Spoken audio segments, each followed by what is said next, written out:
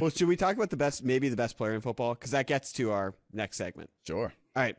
And now it's time for our Good Hands moments presented by Allstate. You got to do the hands. You can't say it and not do the hands. Presented by Allstate. There we go. Okay. All right, you can put them down now. I don't know what to do with my hands anymore. A little behind the kimono. One of our producers told me I was terrible with my hands and I'd be good with my hands in about a year and then on screen. And now I don't know what to do. And the perfect thing is the Allstate logo. So now we know what to do with your hands. Anytime you get confused with your hands, just Allstate it. We're going to make this into a touchdown dance. Yeah. We'll talk somebody into doing the Allstate touchdown dance. I'm going to take this read from the top. Can we buy somebody to do the Allstate touchdown dance? Like Cameo, but for touchdown dances? I love it. I'm down. We can find somebody. We can get like Braxton Berrios. There has to be a Terp. There has to be a Terp that will score a touchdown this season. DJ Moore. Diggs. Diggs. Yeah, Diggs. Yeah, Diggs is right because he'll score enough touchdowns that he'll throw us a dance. He'll throw us an Allstate dance. Yeah. All right. And Read from the top. And now it's time for our Good Hands moments presented by Allstate.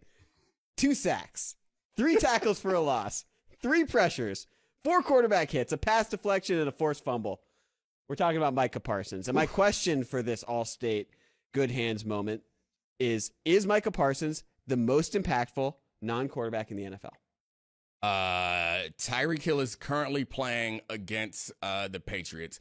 I don't know what he's doing at this moment, but we will by the time this goes up, and maybe that'll change the way that I feel. But as of now, the thing that is fresh in my mind is watching Micah Parsons completely dominate this game, create sacks for other people, create sacks for himself, create interceptions, and also not create a fumble in recovery by his presence, actually physically rip the ball out and jump on. Like in the course of one game, it's very rare that one player who is not the quarterback can have so many pivotal plays tied to his presence. And for whatever reason, there were a couple times that they single blocked that man.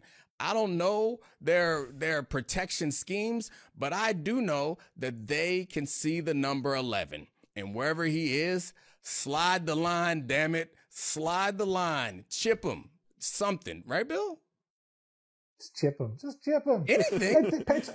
It's hard because he moves all over. You can't rely on him being in one spot. That's my point. Wherever he is, sideline 2 minutes, right? But it's harder if he's moving in the middle. He's so good on twists and stunts and if he has some things set up for him on the edge, and if he sidelines his way, you can still have him creating opportunities. He's so fast moving once he gets going that I don't think it's that simple. I would love it if it was that simple, but I think it's harder to block him than it's been to block anybody since J.J. Watt. I think Aaron Donald was right in that discussion, but I think J.J. Watt was unblockable in a way that Micah Parsons feels right now.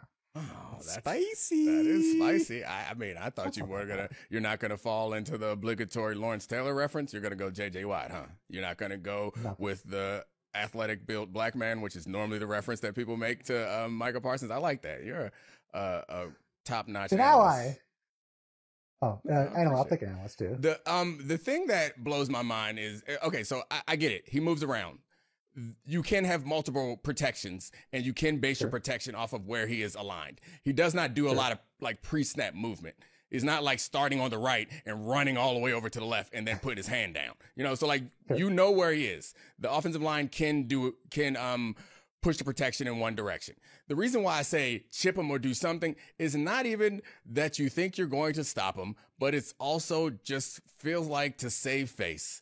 Because that was, I said in the room, we all watched it together, me and a bunch of the producers, and I said, what are the chances? I think it was after he already had a sack and a bunch of pressures. I was like, what do you think the percentage chances are that he gets another sack? The room said landed on 90%.